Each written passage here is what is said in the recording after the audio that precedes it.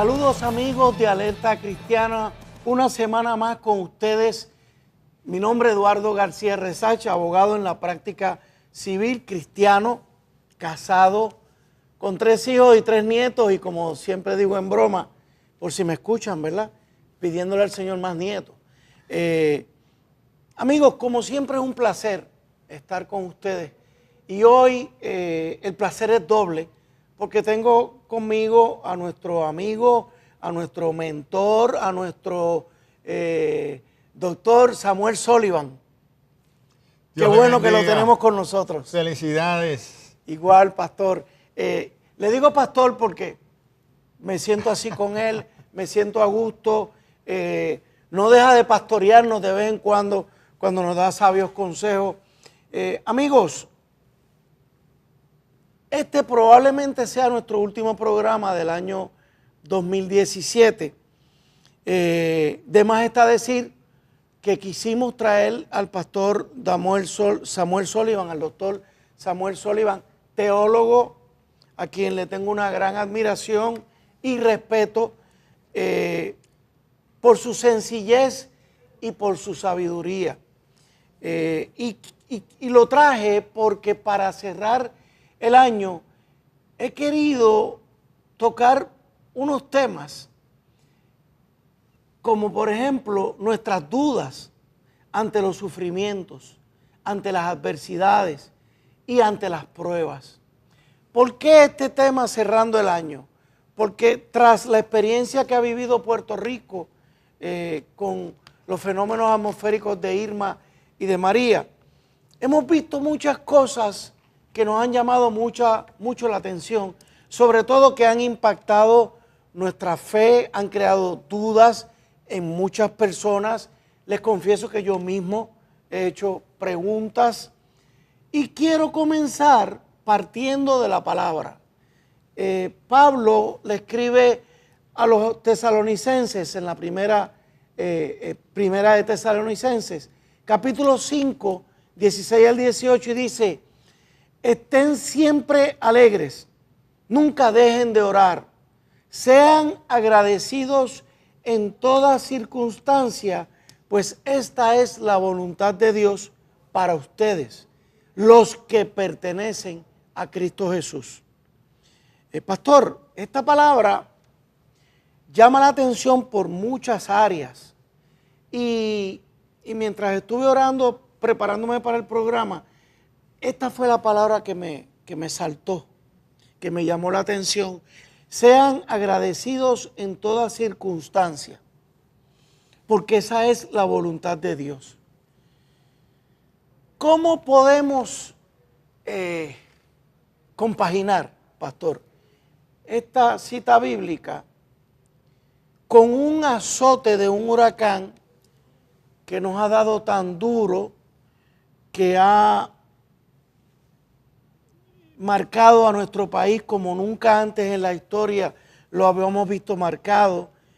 Nos estamos enfrentando a unos retos enormes que no sabemos todavía cuántos meses y cuántos años estaremos todavía sintiendo el impacto de este huracán. Y entonces uno se empieza a hacer preguntas. Por ejemplo, he visto a hermanos, a amigos en las redes, en conversaciones, preguntarse: si Dios es todopoderoso, ¿por qué permite el sufrimiento? ¿Por qué Puerto Rico tuvo que haber experimentado esta experiencia tan fuerte? Bueno, estas inquietudes primero son universales. No es algo único a nosotros, a nosotras, sino que ante la existencia humana, ante aquello que el ser humano es incapaz de controlar, de definir, de entender, el ser humano se hace estas preguntas sumamente legítimas, sea uno cristiano o no. Porque entre las grandes preguntas filosóficas que se han hecho, ¿verdad?, es como si Dios es justo, es todopoderoso, es amoroso, ¿cómo puede entonces responder a estas situaciones de la muerte de la inocente, etcétera? Estas son preguntas que a través de la historia se han dado. Ahora, la fe cristiana responde a esto bajo dos temas mayores, la teodicea y la providencia. Ahora, tengo que decir que la respuesta que le dan las Escrituras y que le da la fe cristiana a la luz de las Escrituras a estas inquietudes, temores, críticas, preguntas, parten de la premisa, primero, que Dios es. Segundo, que es soberano. Tercero, que nos ama. Cuarto, que es justo. Y es creación de todo lo que somos y lo que hay. Partiendo de esa premisa, de ese contexto cristiano, se da entonces la teología de teodicia, que es en sí teo, Dios, y dique, que es justicia o justo. La justicia de Dios. La justicia de Dios. Pero justicia no solamente en el sentido legal, pero en el sentido que es un Dios justo, que sus actos fluyen de su santidad, fluyen de su amor y parten del supuesto de su soberanía, que Él es soberano. Segundo, que Dios como creador ha creado un mundo que se define y existe bajo leyes naturales, y que esas leyes naturales que Dios como creador ha creado dentro de su propósito, y aquí vamos a providencia, porque providencia es el otro aspecto de la teodicea que trata con los propósitos de Dios. Dentro del hecho que Dios es creador, es omnipotente, todopoderoso, ¿cómo es que se manifiestan sus propósitos dentro de la realidad de tiempo y espacio del ser humano y del mundo que vivimos? Ajá. Y es dentro de esa relación de qué será el propósito de Dios. ¿Por qué Dios ha permitido para Puerto Rico este huracán tan destructivo? Ahora, las respuestas son varias. Dentro del marco cristiano se dan varias respuestas a esa pregunta, pero también debemos ser conscientes que hay respuestas a estos eventos que parten de otras premisas o principios que no son cristianos, puede ser agnóstico o ateo, o respuestas de otras religiones a esto. Entonces, como cristianos nosotros partimos de cómo es que la palabra, las escrituras, nos ayudan a entender, nos ayudan a vivir con esperanza. Y esa es la carta de Pablo a los tesalonicenses. ¿Ve? Es decir, dentro de esta realidad que vivimos, con todos sus vaivén, con todas sus crisis existenciales, con sus temores, podemos confiar en que la providencia, la provisión de Dios para nosotros, en los propósitos de Dios para nosotros. Y vemos esto repetido anteriormente en el libro de Deuteronomio, a donde Deuteronomio 8 nos dice que el Señor, durante estos 40 años en el desierto, el Señor ha deseado probar lo que había en tu corazón. Entonces, a través de toda la Escritura vemos cómo en las Escrituras se manifiesta la provisión, providencia, la provisión y el propósito de Dios para los pueblos, para el mundo, para las naciones y para el individuo. Y ante esa aseveración bíblica podemos vivir, y Pablo nos dice con confianza. Ahora, la confianza no quita el temor en sí, nos dice que el amor echa fuera el temor, pero es decir, no suspende nuestras preguntas y dudas. Señor, ¿por qué esto? ¿Por qué perdí mi casa, Señor?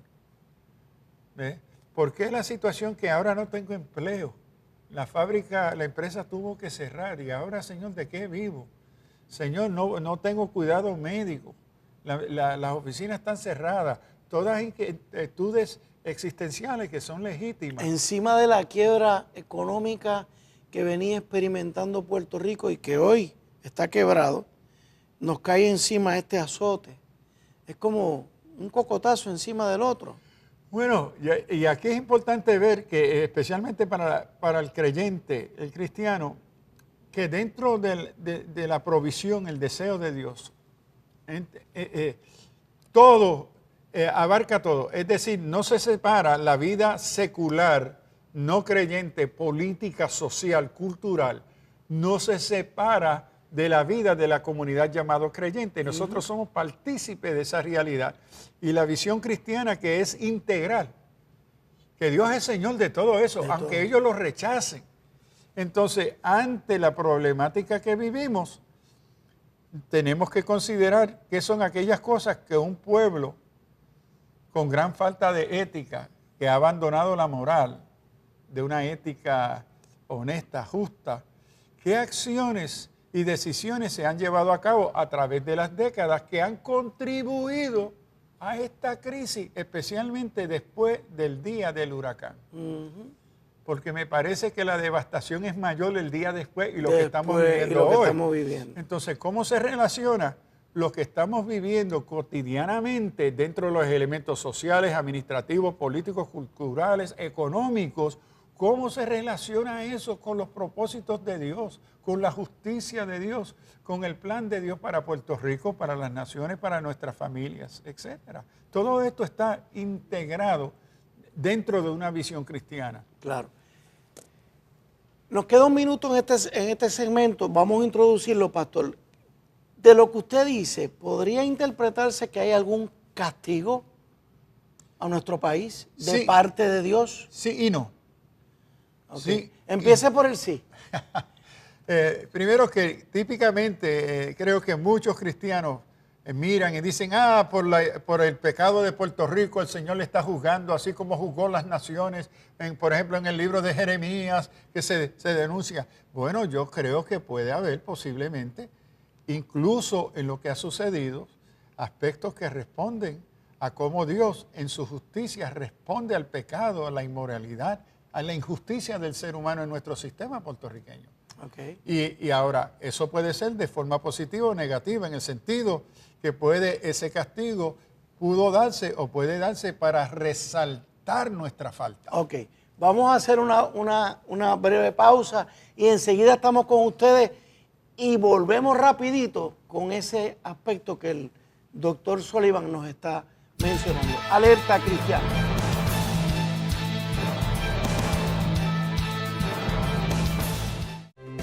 Conéctate y únete a nosotros a través de las siguientes redes sociales. Síguenos en twitter.com/wandarolón. Búscanos en facebook.com/apóstol Wanda Rolón. Véanos en youtube.com/wandarolón. Y también nos sigues a través de Instagram @wandarolón o a través de nuestra página web www.alaba.org.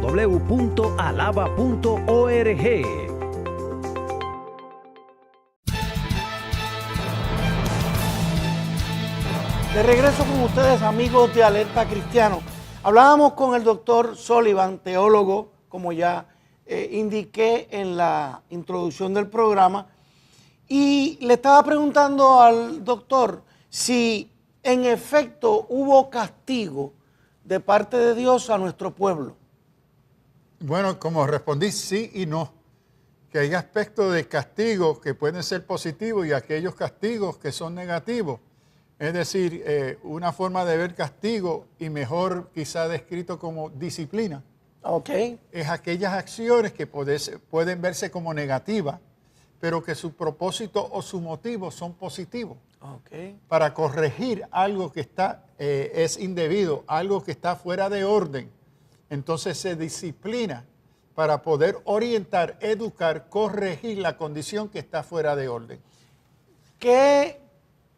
Cuando yo lo escucho a usted, pastor, pienso en el pueblo de Israel. ¿Hay algún paralelismo? ¿El pueblo de Israel vivió algo parecido a esto de nosotros? Tristemente, repetidamente, vemos la historia de Israel desde que salen de Egipto y entran a la tierra prometida. Repetidamente, el plan y el propósito de Dios perfecto se tiene que detener, se tiene que aguantar por la desobediencia del pueblo. El cruce que hubiera durado unos días se tornó en 40 años. Exacto. Por su desobediencia. Vemos en Jeremías, cómo Jeremías el profeta repite que por la desobediencia, por el pecado, por ello no escuchar o ser obediente al propósito de Dios, Dios va a permitir que ellos salgan a ser esclavos. Entonces, pero siempre con una palabra esperanza. Es decir, van a pasar este castigo o disciplina, porque el propósito es para renovarlos, que haya una conversión en ustedes, que se dejen de ese comportamiento, pero se requiere esta disciplina para lograr ese fin. En ese sentido, vemos un castigo constructivo, un castigo, lo que yo llamaría redentivo, de redención. ¿Ve? Porque al fin él habla una palabra de esperanza, pero levantaré un Mesías que los volverá a esta casa. Okay. Entonces, vemos repetidamente esto sucede hasta con las... Mira Josué. Josué se encuentra haciendo un pacto con gentiles que no debe. Y se encuentra más tarde que tiene que pelear contra los 10 reyes en Gabaón por hacer ese pacto con los gabionitas. Entonces, a través de toda la historia, Israel es un reflejo de nuestro propio comportamiento.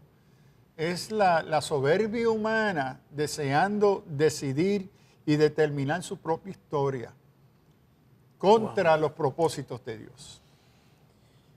Y entonces está lo negativo. Lo negativo es un castigo. Es decir, lo hiciste mal.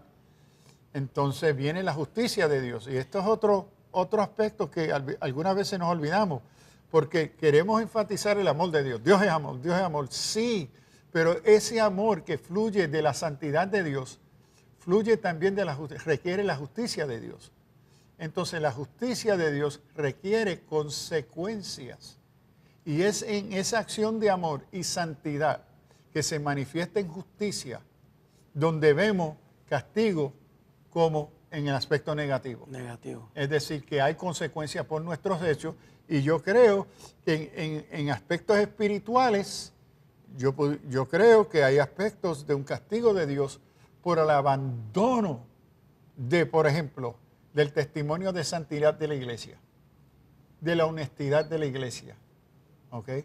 En el otro lado, castigo en relación a la inmoralidad de este pueblo, a la desobediencia e injusticia que se manifiesta en Puerto Rico todos los días. Es decir, Dios es justo y no solamente mira a Puerto Rico y lo separa de la iglesia, sino que la iglesia, siendo parte de esa realidad, esa vivencia puertorriqueña, que hay aspectos, yo creo que pueden identificarse como castigo. Pero ese castigo, y esto es una opinión muy mía, el castigo de Dios siempre es bien fino. El castigo de Dios es bien escogido, bien claro, selectivo, hacia quién es dirigido. Ahora, el problema es que muchas veces pintamos con una brocha todo como castigo y así negando el carácter cuidadoso del castigo de Dios, porque Él siendo justo, castigo nunca toca fuera de los propósitos de Dios. Ahora, la pregunta que se ha hecho por siglos, ¿por qué los inocentes entonces sufren? Claro. Y una de las respuestas que la Biblia da a esto es por nuestro pecado. Nosotros pensamos de inocente, pero inocente ¿ante quién? Inocente definido por qué. Ante Dios. ¿Quién es inocente? Entonces sí, ahí creo que tenemos que mirar que todos participamos, según la Escritura, de una naturaleza caída, pecaminosa. Y siempre habrán consecuencias por nuestros pecados. Entonces, en la incluyendo a nuestros hijos y a nuestros nietos y futuras generaciones. Yes. Okay. Porque nuestras acciones hoy pecaminosas tienen consecuencias más adelante. Y eso puede resultar en personas que llamamos inocentes ser impactadas. Pero no fue por culpa de Dios, no fue por acción divina. Fue el resultado de las acciones anteriores de mis padres. Ahora, quiero ser claro y cuidadoso aquí. No estoy afirmando porque no creo en pecados generacionales. Okay. No creo en eso. Yo creo que Jesús fue claro en el caso del ciego cuando los discípulos le preguntan quién pecó. Porque en la tradición judía el pecado, la enfermedad estaba conectada a tus pecados de tus antecesores. Jesús le dice nadie. Esto ha sucedido porque hoy yo he permitido mi providencia, propósitos de bien y de justicia, es que hoy ustedes fueran testigos de la gloria de Dios. De la gloria de Dios. Entonces sí, tenemos una conexión con las consecuencias de nuestras acciones pasadas, sean familia o no. sean acciones de gobierno, acciones y aspectos culturales, económicos, las consecuencias económicas que hoy se están dando, que Puerto Rico va a tener que enfrentar. Eso va a tener unas consecuencias horribles en la vida cotidiana del puertorriqueño. ¿Podemos entonces acusar a Dios de eso? Cuando fuimos nosotros los causantes. Nosotros que hemos creado por más de 60 años esas situaciones económicas y relaciones sociales políticas con los Estados Unidos. Correcto. Entonces, esto no se puede aislar de la realidad cotidiana que vivimos y las consecuencias que estamos viviendo y no fácilmente, simplemente atribuirle esto a Dios. Es la forma de nosotros escapar nuestra participación. Zafarnos de nuestra responsabilidad. Sí. Yo, pastor, a los pocos días del huracán, días enseguida, pues todos estábamos golpeados. El impacto era, por lo menos en mí, fue bien grande. Pero no sé si, yo creo que sí, como producto de mi oración, el Señor me hizo ver esto que dice Pablo, ser agradecido en toda circunstancia. Y yo buscaba de qué yo le puedo agradecer a Dios ante este drama.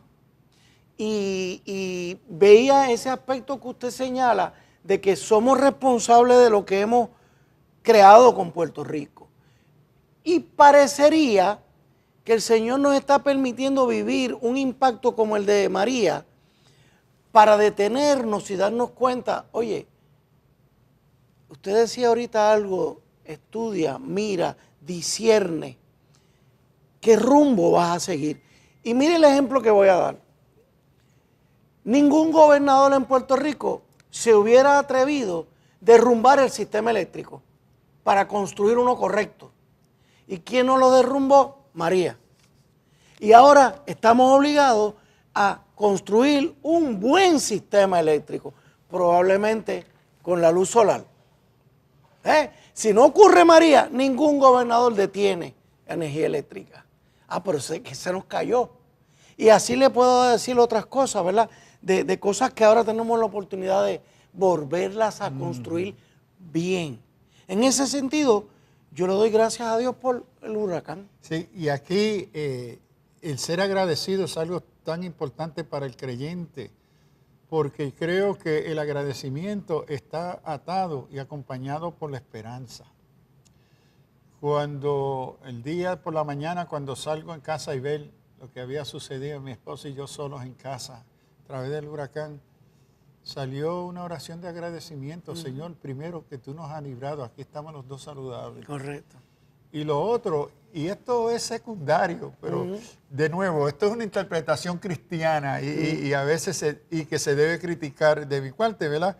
Es cuando miramos qué fue el impacto sobre nuestra casa. Todas las palmas, árboles, árboles almendrones, etcétera, todos cayeron alrededor de toda la casa en la dirección opuestas a la casa. Dios mío. Todas opuestas. Entonces yo miro, pero Señor, si el viento venía todo de este lado, todos estos palos que están aquí tenían que caer, estas palmas tenían que caer sobre la casa. Y el rabo del huracán volvió. Yo digo, pero Señor, nada de esto tocó mi casa. Ni una gota de agua entró en mi casa. Ahora, primero viene el agradecimiento, Señor, cómo tú nos has guardado. Pero entonces viene también el sentir, pero Señor, yo no merezco esto.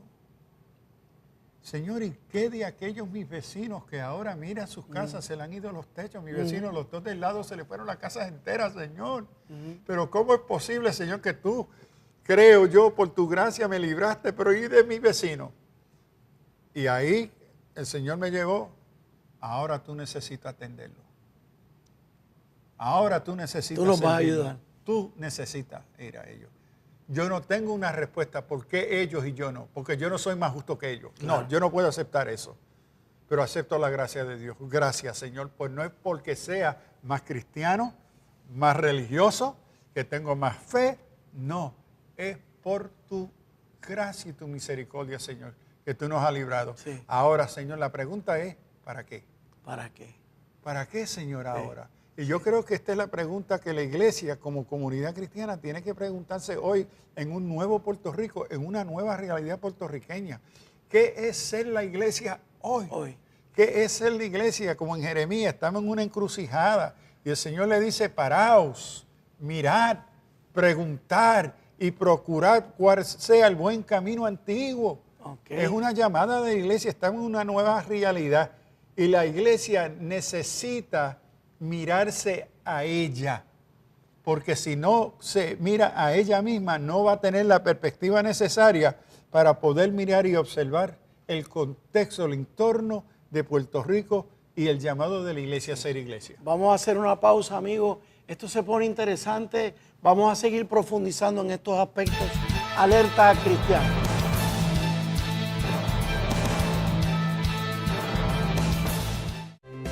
Conéctate y únete a nosotros a través de las siguientes redes sociales. Síguenos en twitter.com/WandaRolón. Búscanos en facebook.com/Apóstol Wanda Rolón. Véanos en youtube.com/WandaRolón. Y también nos sigues a través de Instagram @WandaRolón o a través de nuestra página web www.alaba.org.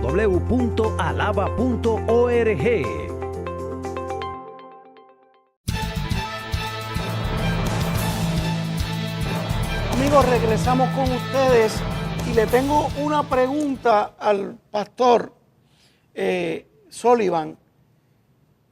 En el libro C.S. Lewis tiene un libro que se llama El problema del dolor, The Problem of Pain, que lo escribió allá para el 1966 y dice que el dolor bien puede ser el megáfono de Dios para despertar un mundo moralmente sordo.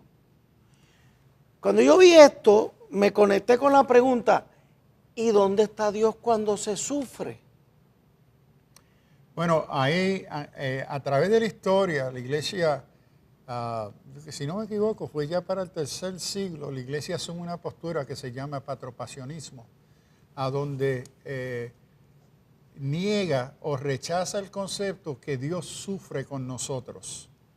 Es decir, el pathos. En mi libro trato con este problema, mi libro The Spirit, Pathos and Liberation, trato con el hecho que sí, Dios nos acompaña en el sufrimiento. ¿A dónde estuvo Dios en medio de esto? Estaba presente con nosotros y nosotras. Porque desde la década del 90 se va trabajando en sí, después de la Segunda Guerra Mundial, esto comienza a trabajarse, pero más en la década de 80 y 90 se dan lo que se llaman las teologías de esperanza de Bultmann y otros, a donde se va a tratar a dónde está Dios. Se hace la pregunta en el Holocausto judío, ¿a dónde está Dios? Y se ha trabajado en estos últimos 30 años, incluyendo mi obra, mirando a la presencia de Dios en un sufrimiento, lo que yo llamo ortopasio, un sufrimiento redentor.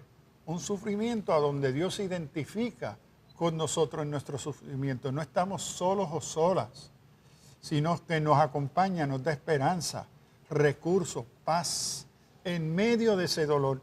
Y así el modelo de que el Dios que sufre con nosotros es la encarnación. Y el Verbo se hizo carne y habitó. Es que nos den la palabra que puso su casa de campaña en medio del sufrimiento, la condición humana.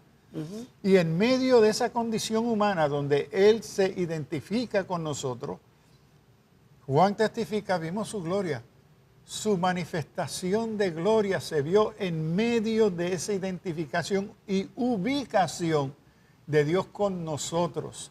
Y Juan continúa repitiendo en sí el modelo de Éxodo 33, y vimos su gloria lleno de gracia y verdad, a donde la gracia es jariz, el don, el amor de Dios, y su verdad, su justicia, se manifiesta. Entonces, en medio de esta circunstancia, Dios nos acompaña, no está lejos, no se separa. Ahora, todavía el concepto que Dios no sufre, el patropasionismo sigue como la postura oficial de la tradición cristiana. Como la postura oficial. Sí, bueno, vamos a decir no oficial porque no hay una oficial, sino más clásicas.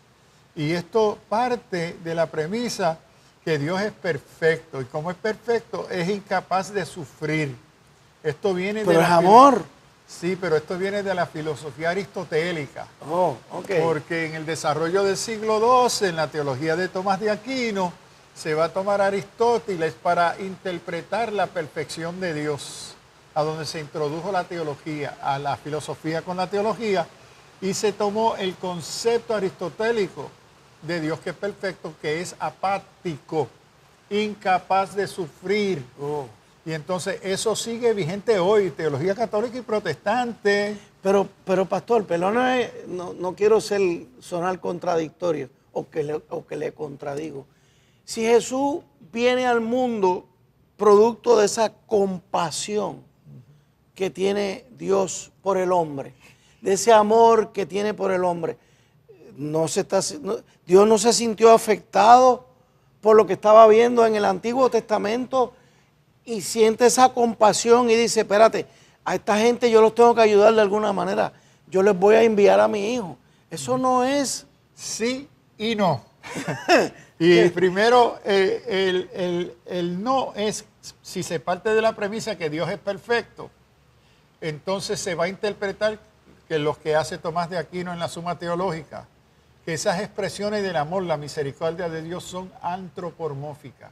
Son formas humanos de parte del escritor bíblico. De interpretar a para Dios. Para interpretar la acción divina que es perfecta y apática, pero proyectando nuestras emociones y pasos, nuestras emociones a Dios. Es una Pero proyección. sigo contradiciendo, pastor. Bueno. El que mandó a Jesús a vivir en una caseta de campaña, como usted dice, con nosotros, fue Dios, no fuimos nosotros. Sí, pero ahí entra toda la problemática de la Trinidad, del asunto de la esencia de Dios, su naturaleza. Y que sí, en el otro lado la respuesta es sí, porque viene y se encarna, asume carne. Pero ahí en la teología contemporánea hoy y clásica, el que sufre es Jesús el hombre. Es la naturaleza humana de Jesús, no su naturaleza divina. Y eso retiene o guarda, salvaguarda el concepto de que el Dios perfecto que no sufre, el patropasionismo. Pero desde la época de los 80, 70 se desarrolla una crítica teológica bíblica que dice no, que en su divinidad Jesús también sufre y que el Padre en lo que se llama el pericorosis, la unidad de los tres miembros de la Trinidad, comparten ese sufrimiento. Que el sufrimiento del Hijo en su divinidad no debe de separarse del sufrimiento del Padre y del Espíritu Santo porque son uno. Eso. Y sigo con mi postura de discípulos, amigos, él es el maestro. Entonces, si fuéramos a partir de ese perfeccionismo, mi oración no mueve a Dios. Mi oración no logra compasión. Mi oración no lo es el Padre tierno. Bueno, entonces, ¿para qué oro?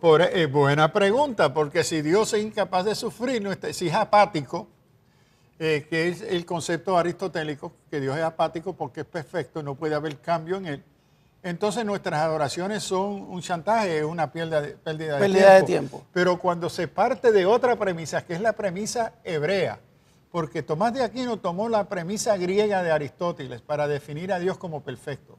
Pero el texto bíblico hebreo define a Dios como amor, amén, lleno de pathos. Entonces es totalmente opuesto a la postura aristotélica. Entonces Dios sí se compadece, sí, Dios es misericordioso. Dios comparte con su creación porque nos hizo capaces de una relación. La relación humana, la capacidad de personalidad, requiere una relación recíproca. Entonces, que haya con una coherencia entre el concepto de amor, misericordia, compasión, empatía, que eso sea relevante y coherente con Dios, nuestro Creador, claro, para poder tener una relación personal con Dios. Entonces, la tradición clásica teológica se ha ido con el asunto de Tomás de Aquino, que Dios no sufre. Pero más y más en la teología contemporánea, especialmente que surge de teólogos pobres, como Gustavo Gutiérrez, por ejemplo, Leonardo Boff y otros, Justo González y otros, donde hemos trabajado el tema del punto de los oprimidos, que Dios sí sufre y hemos conocido su presencia, hemos conocido su compasión. En medio de la tormenta surge una alabanza, surge una esperanza. Entonces, hoy el tema si Dios puede sufrir o no y cómo Él está presente en estos desastres, sigue debatiéndose, se sigue mirando más de cerca y me parece que se toma más en serio el hecho que Dios sí nos acompaña y cómo vamos a entender la muerte de Jesús, su dolor, su sufrimiento, su identidad con nosotros. Esa oración de Jesús al Padre. Wow. Yes. Wow. Dios mío, le estaríamos Dios mío. dando la razón a aquellos que dicen que Dios hizo la creación y le dio cuerda, le echó a andar y se olvidó.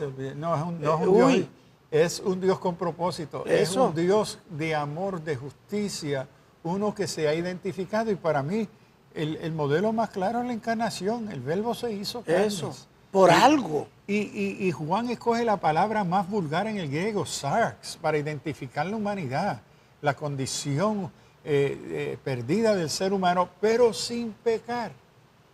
Pero viene y se identifica, sufre, participa con nuestra crisis existencial.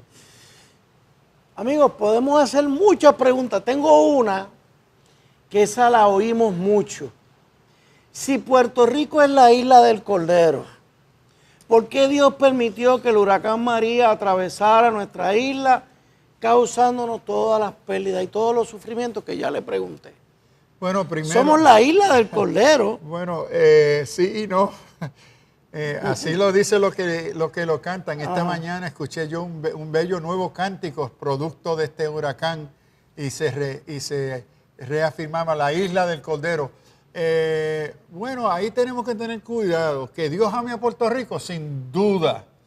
Pero cuando creamos unas condiciones excepcionales, absolutas, dirigidas a Puerto Rico, se crea una contradicción entonces ante el amor de Dios, la justicia de Dios. Es decir, que Dios ama más a Puerto Rico que Porque la es la isla República del Dominicana. Cordero. Correcto. Que ama más a Puerto Rico que a Cuba, ¿ve? Que a África. Entonces esto crea unas contradicciones teológicas, bíblicas, porque de tal manera amó Dios al mundo, y el mundo no es reducible a Puerto Rico, que Dios nos ama a nosotros, sí. Ahora, dentro de la formación cultural, católica y más tarde protestante, el escudo de Puerto Rico se toma, viendo ¿verdad? El Cordero, se va a tomar en unas expresiones culturales, más tarde políticas, teológicas, para hacer unas aseveraciones de una exclusividad, de un carácter o una relación especial con Dios. Y esto es peligroso, porque crea un sentido de lo que los americanos llaman manifest destiny, destino El manifiesto. destino manifiesto. Que nosotros somos exclusivos, que Dios tiene unos planes exclusivos para nosotros. Este favoritismo va contrario al testimonio del amor de Dios. Ahora, que Dios nos No hay ha ninguna bendecido. nación preferida. Ninguna. Hasta Israel, que se hable que tú eres la niña de mis ojos. Vemos que el trato con Israel se va a poner con el trato del mundo a través de Abraham y las naciones, y el trato con la iglesia es el mundo para todas las naciones. Correcto. Por eso escribe Lucas. Lucas va a escribir su evangelio porque él entiende la salvación ser para todos. Mientras Mateo y Marco y otros están casi más exclusivamente judíos. ¿Ve? Él dice, no, esto tiene que ver con todas las naciones. Ok, vamos a detenernos ahí, pastor. Hacemos una pausa y volvemos al último segmento, Alerta Cristiana.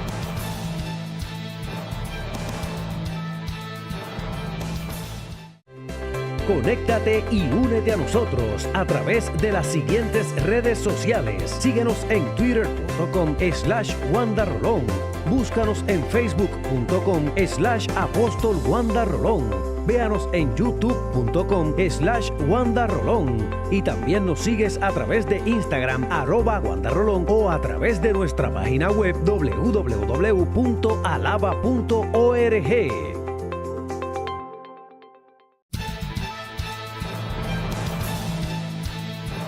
Amigos, la conversación ha estado sumamente interesante. Yo tenía como 7 u 8 preguntas fuertes que le tenía al pastor y prácticamente me las ha contestado todas de una manera o de la otra, con su sí y con su no. ¿Se fijan? Lo interesante de cómo él me responde sí y no. Y es muy interesante porque uno ve los aspectos de Dios que muchas veces no estamos conscientes. Ahora, no puedo cerrar el programa, pastor, sin preguntar, ¿para qué? O sea, ¿qué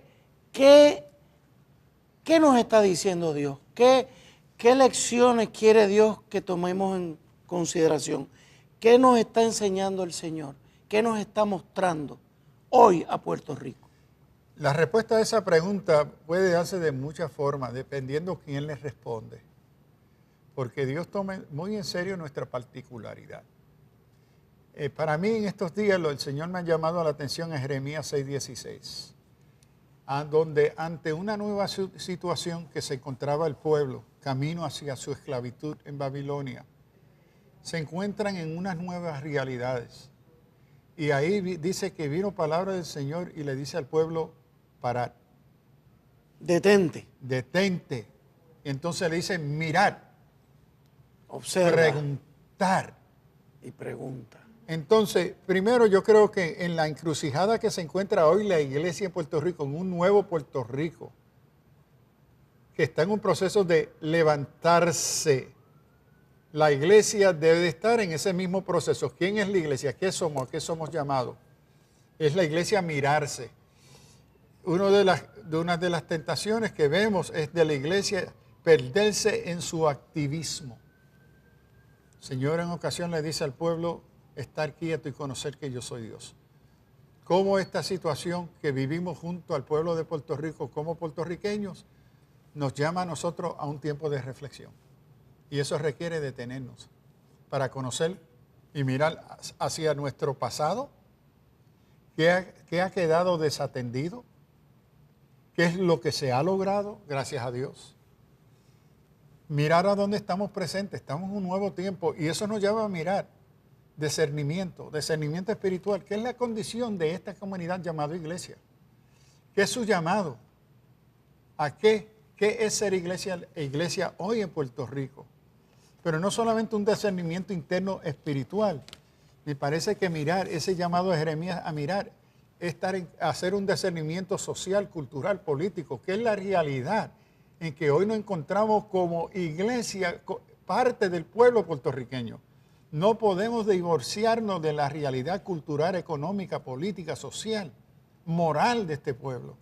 Y esto requiere un discernimiento de conocer los tiempos en que la iglesia hoy se encuentra y cómo ella se capacita, cómo la palabra nos capacita para ese discernimiento. Y debe ser inclusivo, integral.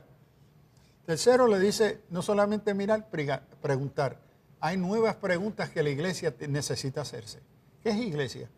Yo me asombro de la cantidad de pastores que hablo y no tienen una definición clara de lo que es la iglesia.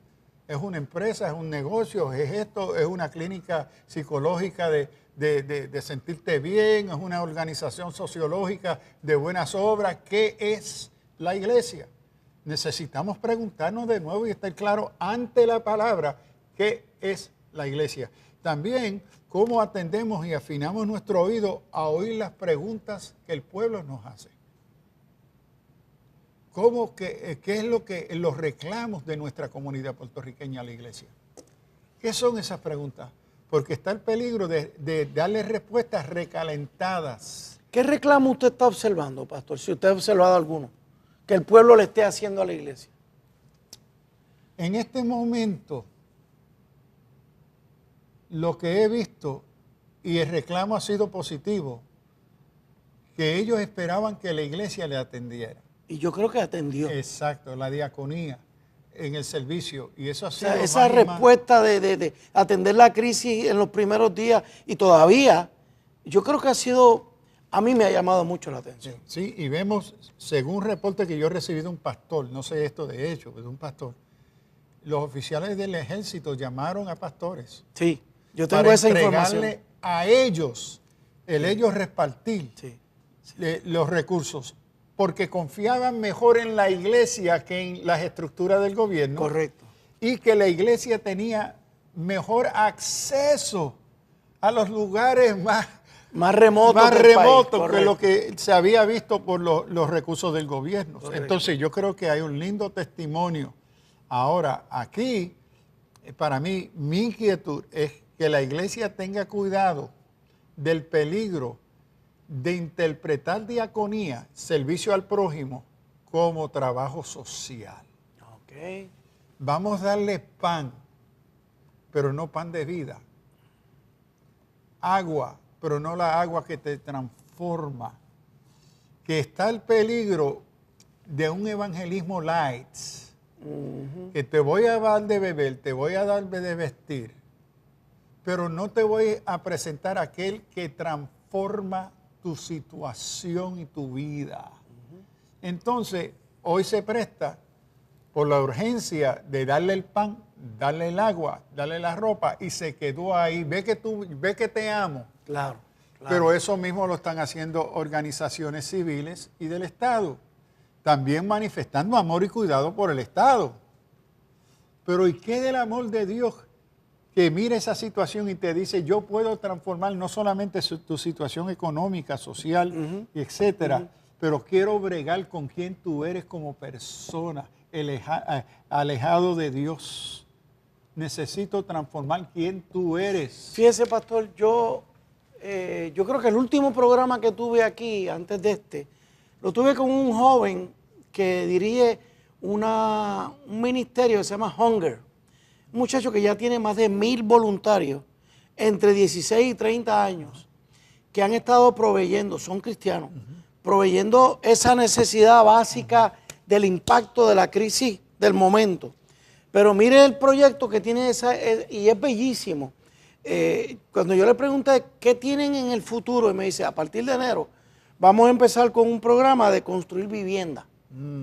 Y yo le dije, pero, ¿y? O sea, como quise pasar y me dice, no, pero espérate, ya tenemos 4 sectores de la iglesia en puntos cardinales donde le estamos diciendo a los pastores, yo le voy a ayudar a construir vivienda gratuita.